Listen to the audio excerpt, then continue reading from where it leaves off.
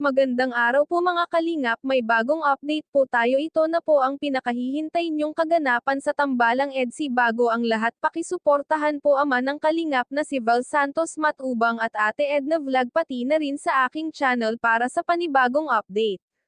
Sumabak sa pagrampa ang Tambalang EDSA at agaw pansin ito sa mga taong manonood.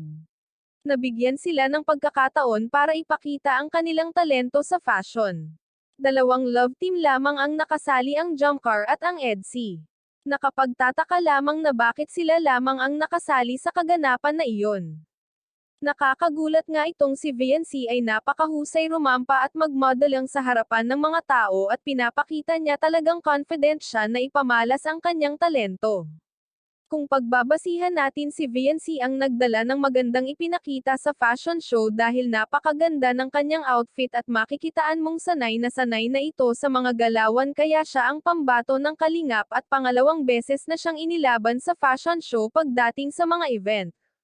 Subalit maingay ang social media, di mo maiiwasan na may mapupuna sa'yo ng hindi maganda at maninsulto mismo sa kanya. Sa mga nagdaang napagdaanan ni VNC ay malakas ang loob niyang hinarap ang mga taong naninira at ipinakita niyang hindi siya nagpapaapekto sa mga maling isyu tungkol sa kanya. At walang takot na hinarap niya ito sa maraming tao.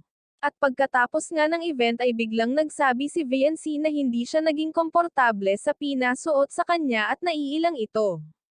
Bagamat ginawa naman niya sa abot ng kanyang makakaya.